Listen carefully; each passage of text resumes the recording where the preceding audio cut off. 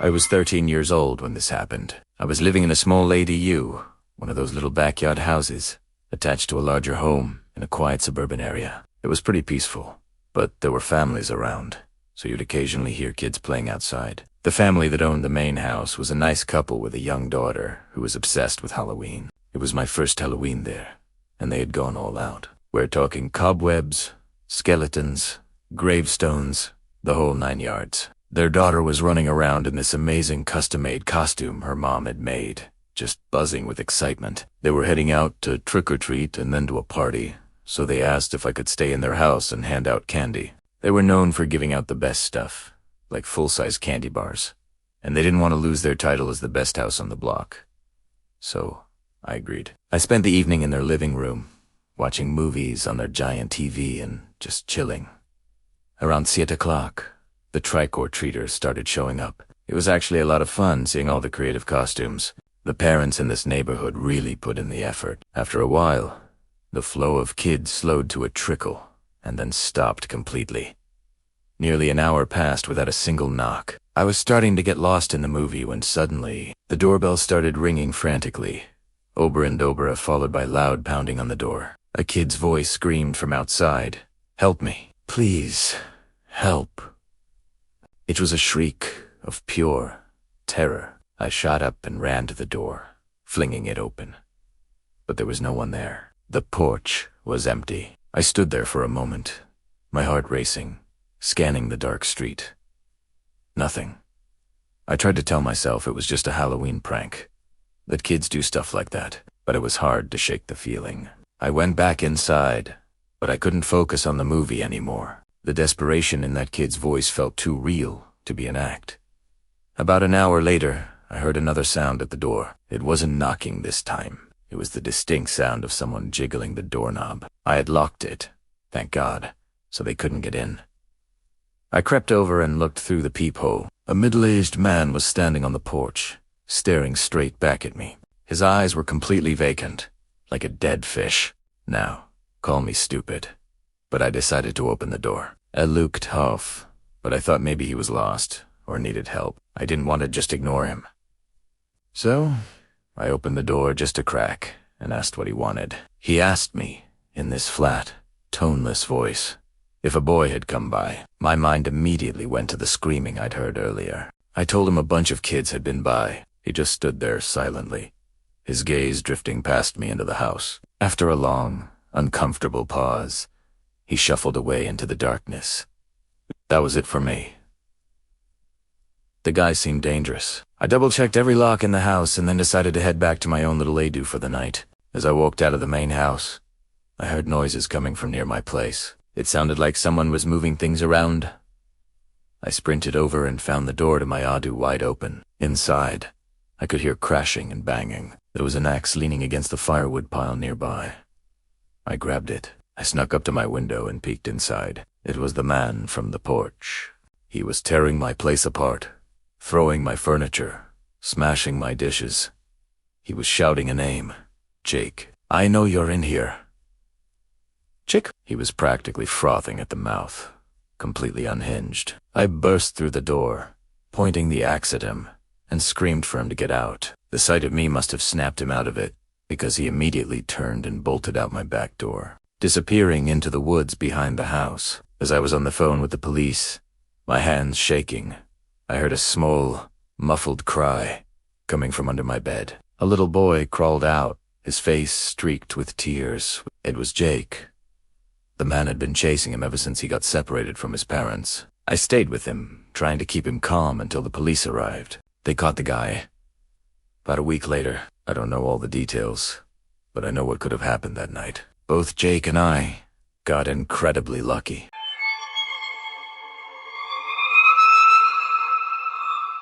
Halloween. The night I learned that some strangers are more than just strange. My best friend Ryan had invited me and 2 other friends for a sleepover after trick-or-treat. His neighborhood was perfect for it. A quiet, cool desert sidewalks covered in autumn leaves, and woods pressing up against the backyards. It just felt safe, you know, like those small towns where the natural calming presence you can't explain but can definitely feel. We tore through the streets, laughing and racing from house to house in our costumes, our plastic pumpkins getting heavier and heavier with candy. By the end of the night, we're already planning which pieces we'd trade back at Ryan's. That's when we arrived at the last house on the street. This house was different. The shutters hung crooked, paint peeled from the siding, and the porch light flickered weakly, like it was barely holding on. The candy bowl by the door was empty, but Ryan decided we should knock anyway. After a long pause, the door creaked open. A tall woman leaned out. Her hair was tangled, her skin was sallow, and the sour smell of smoke clung to her clothes. She smiled, revealing yellowed teeth. "You kids shouldn't be out so late," she said softly, as if we'd done something wrong. We all shifted nervously. Something about her voice just wasn't right. Ryan broke the silence. "Do you have any candy?" She looked at us one by one, her gaze stopping when it locked with mine. "You look familiar," she whispered, almost too quietly for my friends to hear. Her lips trembled like she wanted to say more, but she bit her tongue and disappeared inside. We stood there, frozen. She came back, carrying an old shoebox. Inside were a few melted chocolates, some loose buttons, and a grimy teddy bear keychain. "Take something," she urged, holding it out.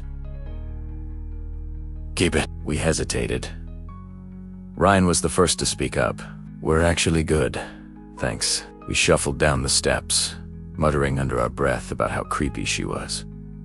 We thought that was the end of it. It wasn't. Minutes later, as Ryan's mom pulled up to drive us the short way back to their house, the woman appeared again, but this time she was belligerent. She ran into the street, her face twisted, her eyes wide. She rushed our car, pounding on the hood with both fists, screaming, "They took my child.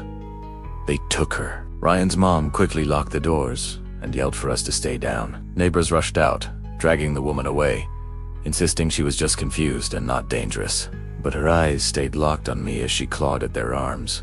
I'll never forget those eyes. Ryan's mom floored it, the tires squealing as we sped away. Back at Ryan's, we tried to laugh it off. "Crazy woman, right?" We started trading candy and put on a scary movie. The more we joked, the easier it was to believe it was just a weird run-in. By midnight, the house was quiet. Ryan's parents were asleep upstairs, and the four of us were in our sleeping bags on his bedroom floor. "Harun do no am." The hallway light clicked on, glowing under the door. "Your parents," I whispered. Ryan shook his head. They'd gone to bed hours ago. There were no footsteps, no other doors opening. Ryan cracked his door an inch.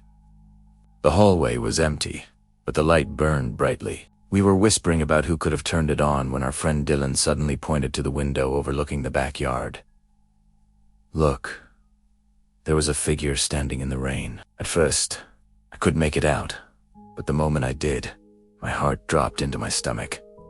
It was her, the woman. She stood completely still, just staring. When she realized we'd spotted her, she bolted into the darkness. We scrambled, locking every door and pushing a chair against the back one. We waited for her to try and break in, but nothing happened. None of us could sleep. Every creak of the house made us jump. The next morning, Ryan's mom had us sit at the kitchen table. She looked pale, with dark circles under her eyes. "I didn't want to scare you last night," she said slowly, "but I woke up, and I thought I saw somebody standing over my bed. It looked like a woman." When I blinked, she was gone. The room fell silent.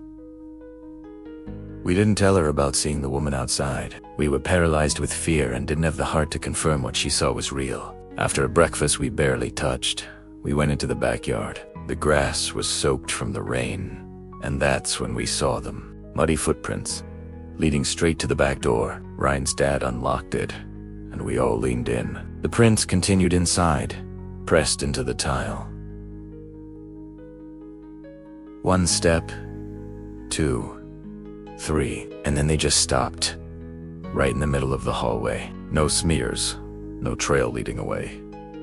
Just 3 perfect footprints, ending as if she had vanished into thin air. It left me with one terrifying thought. What if she's still out there? And what if she still wants me? Thanks for listening to my story. If you have a creepy encounter you'd like to share, drop it in the comments below. And don't forget to like and subscribe for more strange tales. Stay safe out there.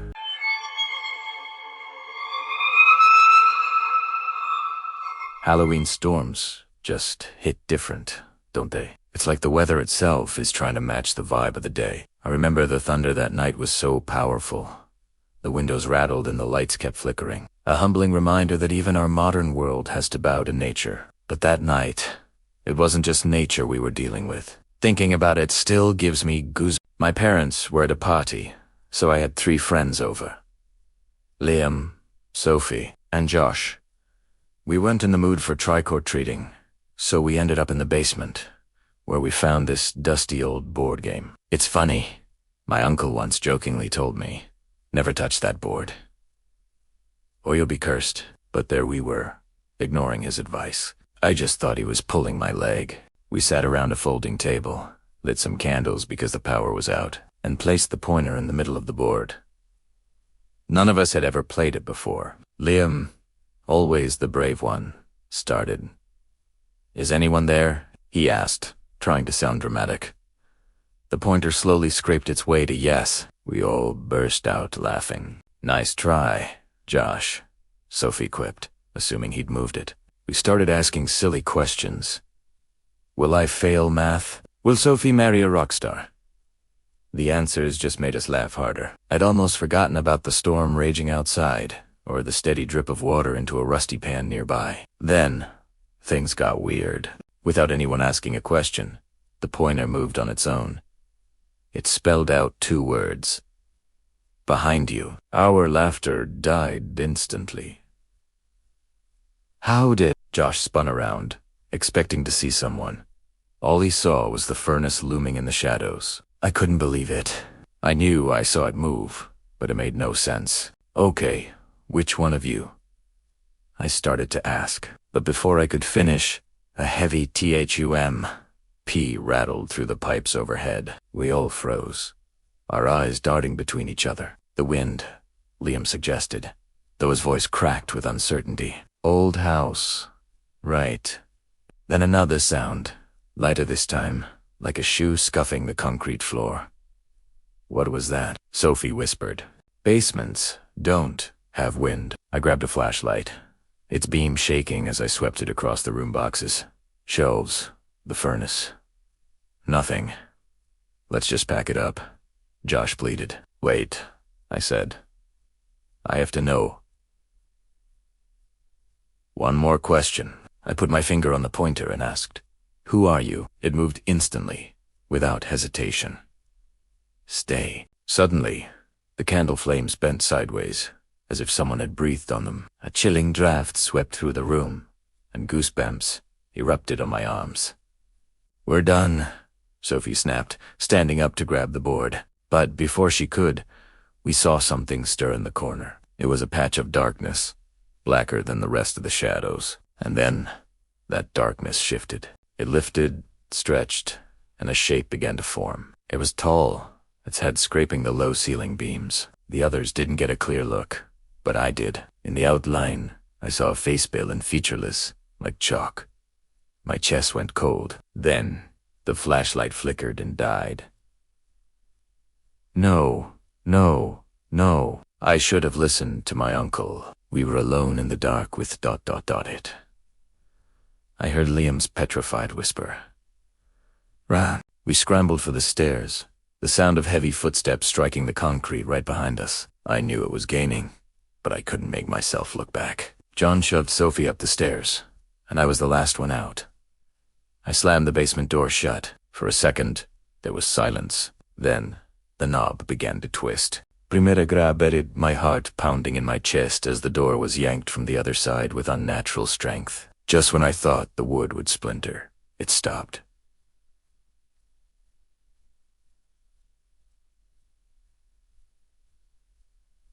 Complete silence. I yelled for Sophie to grab the phone. She frantically dialed 911, babbling about what we'd seen. Minutes later, a police officer arrived, and right on cue, the power flickered back on. We watched in dread as he descended into the very basement we had just escaped.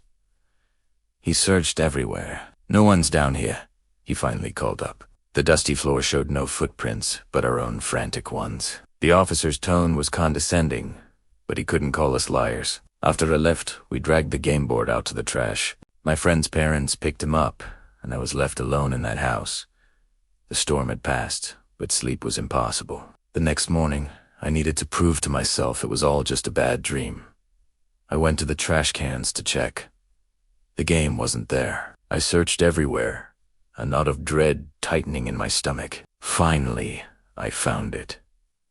It was back on the table in the basement, the pointer resting in the center, and on the board, spelled out in the morning light, was a single word that chills me to this day.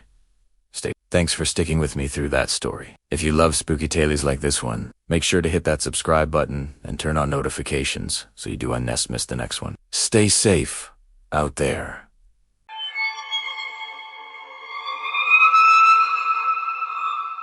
Before I even stepped foot on my college campus, my parents had one rule: never go to the farmhouse. This wasn't some quaint little cottage. It was a legendary, rundown party house on a huge plot of land a few miles from campus. Naturally, their warning just made me want to go there even more. I quickly learned the house had been abandoned for almost a decade. But according to the upperclassmen, the legend lived on. It had become a rite of passage to go out there and leave your mark. I had my own plan. A pretty gross and stupid idea, but one I thought would cement my legacy. As luck would have it, late in October, I started talking to this girl. She was a year older, and I'd been trying to impress her for weeks. I casually mentioned that my friends and I were planning to explore the farmhouse on Halloween night. You know, for the adrenaline rush before hitting the real parties. To my complete shock, she said yes. She even offered to bring drinks. So, on Halloween night, after a little pre-gaming, we headed out. It was a 15-minute drive down this crappy 2-lane road. When we got to the address, we found a closed gate, but the chain was broken. We drove through, closed the gate behind us, and made our way across a barren field. When the farmhouse came into view, we all went silent. The place was caked in graffiti and looked like it was one strong gust of wind away from collapsing. It was barely bigger than a double-wide trailer, feeling more like a drug den than a legendary party house. The second I killed the headlights, the house vanished into the pitch-black darkness. We grabbed our flashlights and slipped inside. The floorboards groaned under our weight, feeling like they could give out at any second. The walls were stripped down to the studs, the wiring and plumbing all gutted. Just pipes and trash littered the floor. It felt completely empty, like we were the only souls for miles. And then we heard it, a deep, groaning sound from across the house. The sound of pressure, like a heavy weight shifting somewhere in the room at the end of the hall. My two friends froze, their eyes wide, looking at me. I glanced at the girl, trying my best to look unfazed. I wanted to impress her so badly. "Stay here," I said. "I'll go check it out." I crept down the hall, my flashlight beam cutting through the darkness. I peeked into the empty rooms I passed until I reached the closed door at the very end. Slowly, I pushed it open and found nothing. Just another empty, trashed room. I stepped inside for a closer look, stopping in the center. I could feel it, though. This was the room where the craziest stories supposedly happened. But strangely, the floor here was the cleanest in the whole house. Suddenly, slam! The door slammed shut behind me. My heart leaped into my throat. I whipped around, and there she was, the girl. She was walking toward me, into the beam of my flashlight, as she turned her own off. She said my friends got scared and ran outside, leaving her alone, so she came to find me. "Are we alone now?" I asked. She nodded, but she looked genuinely scared. I lowered the flashlight from her face and pulled her into a hug to comfort her, but after a few seconds, where her hands started to move, completely changed the mood. My plan was actually working.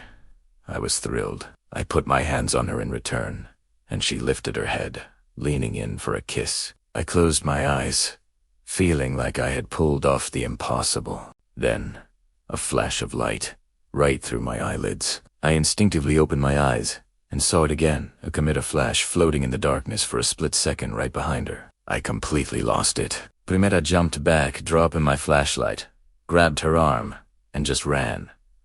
"What are you doing?" she yelled, but there was no time to explain. By some miracle, I found the way out. We jumped into my car, and I almost screamed again. I could feel people behind me. I glanced in the back seat, and it was just my friends, looking almost as terrified as I was. I didn't ask what happened. I just floored it. Back in town, the night was obviously ruined.